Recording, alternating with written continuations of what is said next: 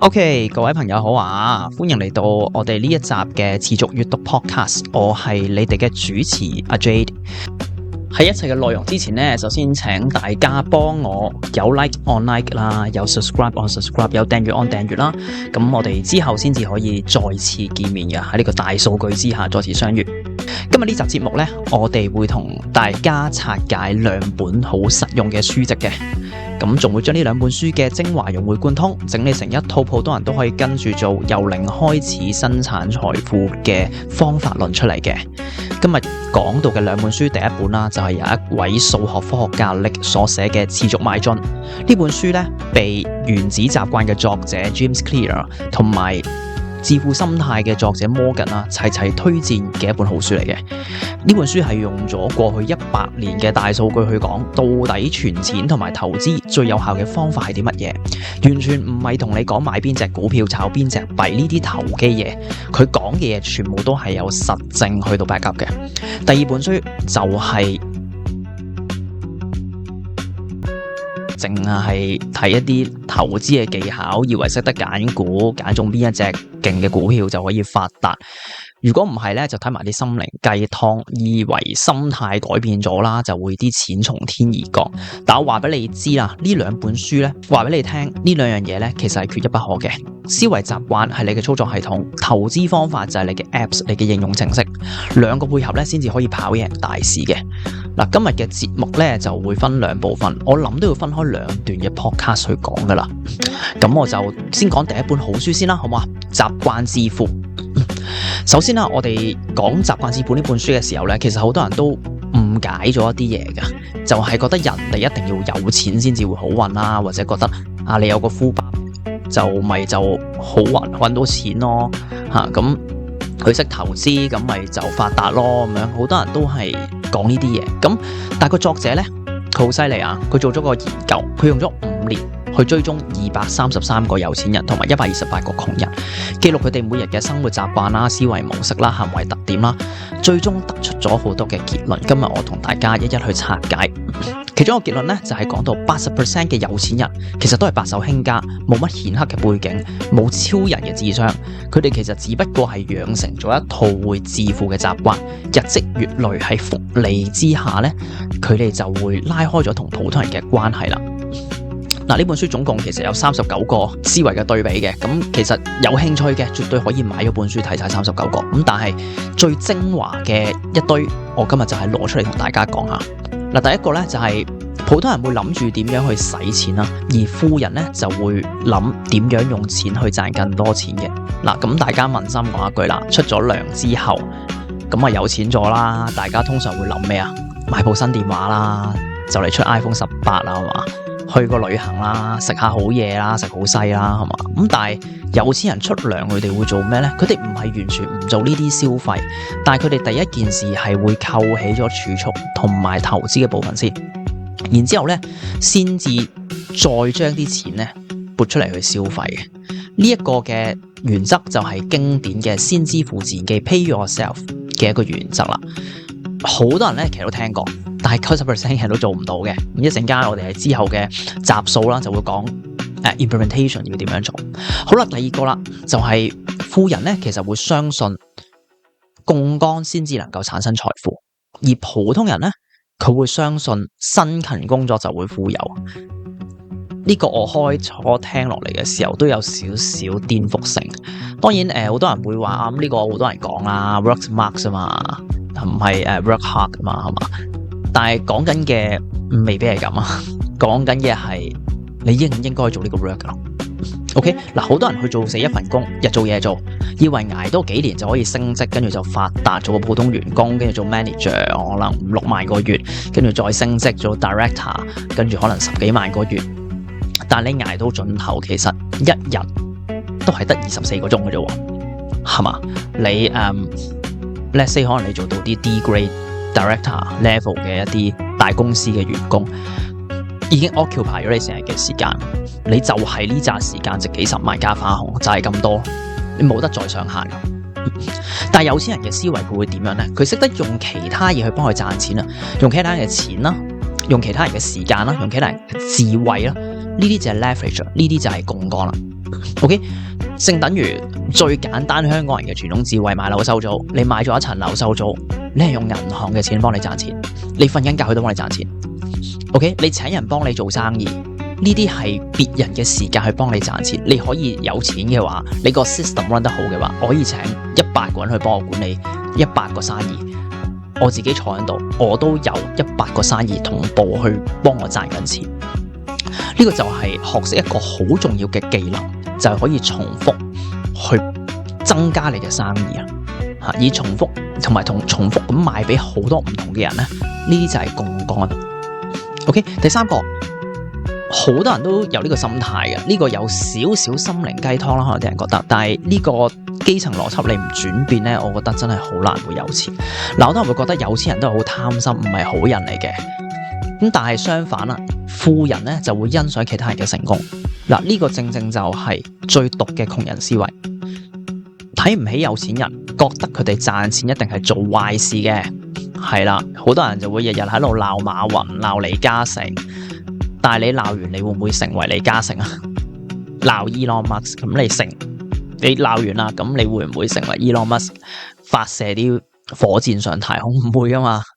係嘛？反而正正因為你唔中意有錢人，你成日鬧佢，下意識你就會唔想成為有錢人，自然你就唔會去做一啲有錢人嘅事。係啊，有錢人見到第二啲有錢過佢嘅人咧，佢第一個諗法就會諗：哇，佢點樣做到嘅咧？可以喺佢身上學到啲乜嘢咧？嗱，呢個心態正正係一個進步嘅心態，而唔係退步嘅心態咯。當然啦，咁的確我都唔排除呢個世界上係好多有錢人嘅從商之路就唔係好正面嘅，但係我哋唔係一個零和嘅世界嚇，你可以唔同意呢個有錢人嘅某啲手法，但係你問深一層，你係咪真係冇嘢喺佢身上學到呢？ OK， 第四步啦，呢個亦都係我自己覺得最重要嘅。普通人啦，一 grad 咗，一畢業完成咗大學啦，最多讀埋個 master 就停止學習噶啦。但係咧，可以同你講，富人啊、有錢人啊，一世都喺度學習緊。書入邊咧有一個都幾誇張嘅例子嘅，佢話 80% 嘅有錢人啦，每日都會抽30分鐘去睇一啲書籍進修。相反，只有2% 嘅窮人咧會係咁做。OK， 當然統計學上呢個未必係話你睇完錢一定就會好有錢啦，你可能就係嗰2% 又睇錢又窮嘅人啦，可能 just like me。OK， 咁但係呢個亦都反映緊富人其實每日係做緊啲乜嘢咯。某程度上都係講緊點解佢哋會富咯。好多人一出咗社會就唔會再睇書噶啦，覺得睇書咧係啲學生哥做嘅事啦。我呢世人都咁辛苦讀咗咁多書啦。某程度上我好理解呢啲朋友嘅諗法嘅，因為我哋華人社會啦，特別香港亦都係啦。我哋好內卷係嘛，讀書好辛苦 DSE 係攞你命嘅。咁以前我係 CE 加 A level 仲更加金啦，係人生經歷2個呢個黐線嘅考試啊，好摧殘一個人對知識嘅渴望同埋追求。但係你被呢個世界摧殘咗，呢個世界係唔會走你咯。係啊，唔會因為你摧殘咗就會有個神仙同你講：哦，你俾人摧殘咗，咁我俾啲好嘅機會你啦，等你條路易行啲咯。唔會嘅 sorry。OK， 你就要持續學習先可以搵到錢。而你無論任何原因唔能夠持續學習，你就唔會搵到錢。OK， 呢個就正正係你要克服嘅嘢啦。咁稍後我哋可能第啲章節第啲嘅集數，我哋會講到點樣可以培養翻睇書嘅樂趣，係咪真係咁辛苦？見到啲字就眼瞓啊，見到啲字就攰啊，就諗翻以前讀書嘅痛苦。日後嘅集數，如果大家有興趣可以講一講。但係講到尾你唔成長，你嘅收入就唔會成長噶啦。係啊，you are just what you paid， 你值幾多錢就有幾多錢咯。咁我哋而家去到一個知識型嘅世界啦，其實已經成為咗知識型世界好耐噶啦。AI 世界都嚟緊啦，你仲唔睇書，仲唔成長，咁你咪就係咁多咯。點解你 grad 完之後 fresh grad 咗5年，人工都唔係加咗好多啫？點解咧？都係追到通脹咁解啫？點解咧？因為你 fresh grad 5年之後，你冇增值過自己，你冇成長過，咁你永遠都唔會話賺到你認知以外嘅錢。就算係靠運氣，好多人講成功好大程度都係運氣，我同意嘅，真係好大程度係運氣。但係你都要有實力去攞住呢啲錢。係啊，你齋靠運氣，最後你賺翻嚟嘅錢都係會冇咗，因為你冇實力去攞住呢啲錢。OK， 嗱，講完思維啦，書入面咧仲總結咗30個負嘅習慣嘅，我揀咗幾個最容易，亦都大家可以即刻做到嘅習慣出嚟俾大家睇先，好唔好啊？OK， 嗱，大家每日至少用30分鐘去投資自己，30分鐘啫。你可能話我翻工好忙喎，我朝8晚12嘅喎。咁首先我都好質疑呢個世界上有幾多人係朝8晚12啦。OK， 但係你真係咁不幸嘅話，其實係咪我就冇時間去增值自己呢？增值自己嘅方法可以好多，睇下書啦，聽下呢個 podcast 啦，聽下啲有價值嘅 podcast 啦，都可以增值到自己。咁你試下攞你個電話入邊嘅 apps 去撳一撳，睇下個 setting 入邊，其實好多時而家好多嘅 Android 啊，有 iOS 亦有啦，會追蹤住你每隻 apps 嘅使用時間幾長嘅。你睇下你自己每日刷抖音睇短視頻嘅時間總共幾多？會唔會只係得30分鐘咁乖仔乖女？我肯定大家唔止啦，係嘛？最少2個鐘啦，3個鐘啦，係嘛？喺搭地鐵嗰陣時啊，刷下視頻睇下 IG 咁，好正常啊，係嘛？都唔止30分鐘啦，食飯又刷下咁樣，即係大家唔係冇時間，你係選擇用啲時間去做排放一啲好廉價嘅多巴胺，而唔係去增值自己，唔係去投資自己，呢個係你嘅選擇。OK， 最忌一樣嘢就係將你嘅自己嘅選擇歸咎俾個天，歸咎俾個運氣，歸咎俾個環境。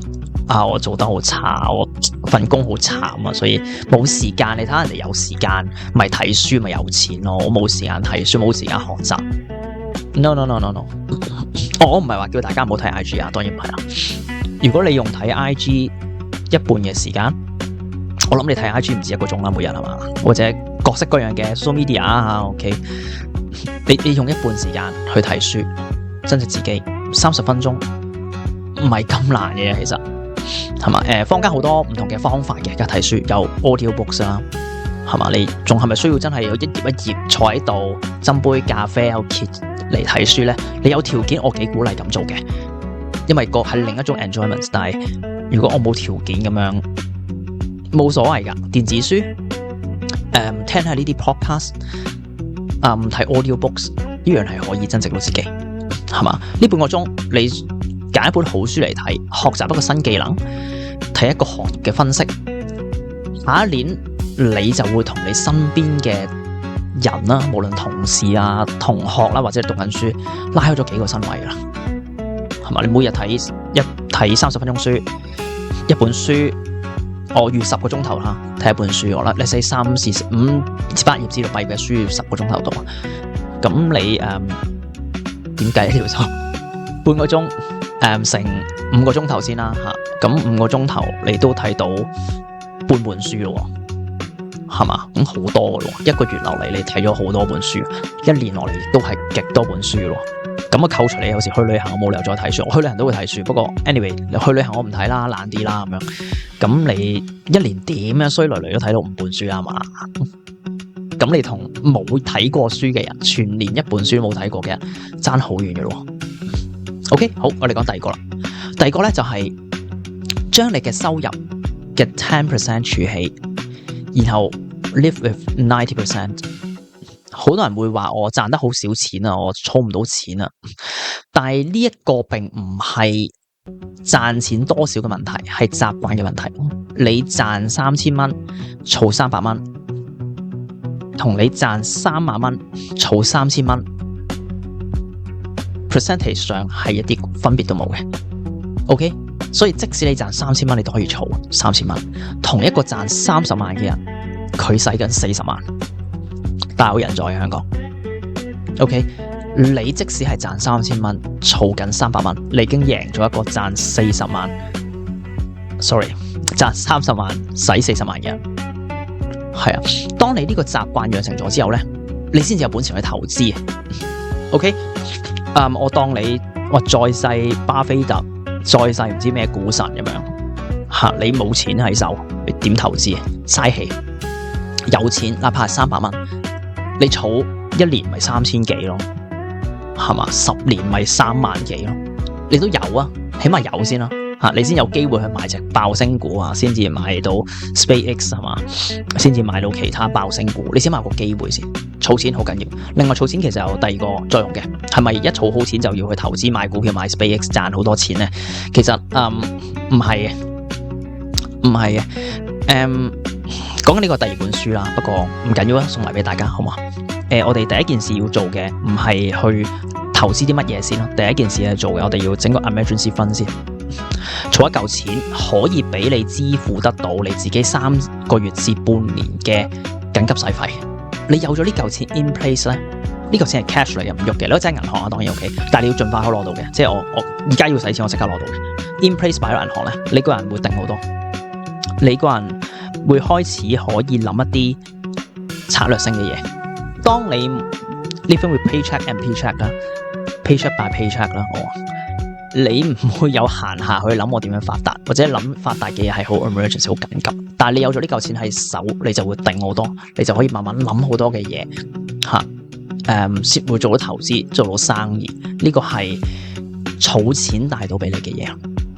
OK， 第三啦，呢個好多人覺得其實唔係好重要，但係我覺得都係非常重要嘅，就係每日運動30分鐘啊，唔該你，同埋食翻啲健康嘅嘢啊，唔該你。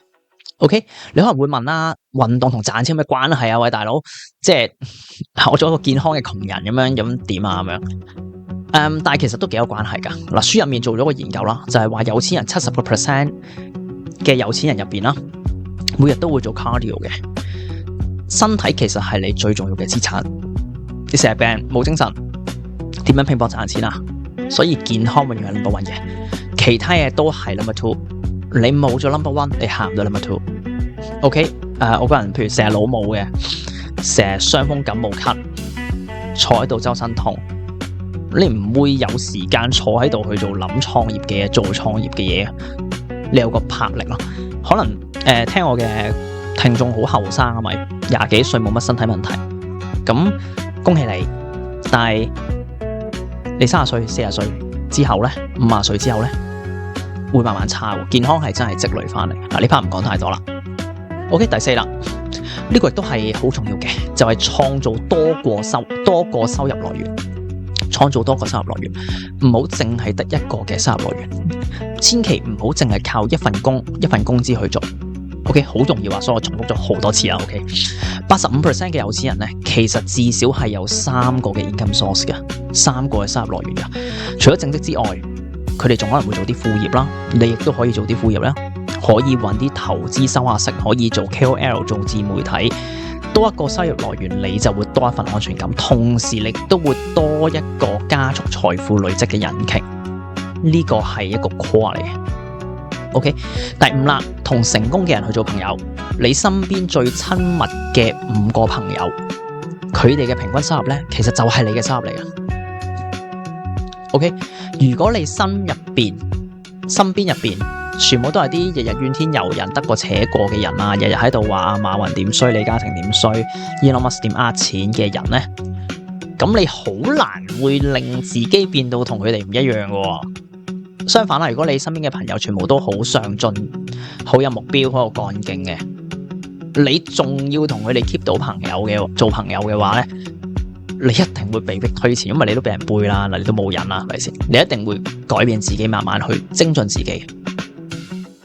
OK， 好啦，講到呢度啦，可能又會有人話啦，喂阿 J， 你講呢啲心靈雞湯嚟嘅，我狗只要努力賺錢、做運動、要學習啦。喂，但係具體我點投資先？我當我做晒呢啲嘢啦 ，OK fine， 我做晒呢啲嘢，咁我都唔會即刻有錢嘅。我心態改變咗啦，我點樣賺錢啊？幾時買乜嘢啊？問得好，呢個問題咧就正正係第2本書持續邁進俾你嘅答案啦。如果你話習慣致富係教你點樣成為一個值得擁有財富嘅人，咁持續邁進咧就係教你，當你有咗第1桶金之後，點樣用數據證明最有效嘅方法，將錢越滾越大。好啦，咁我哋下一集再見，下一集我哋就講持續邁進，好嘛？拜拜。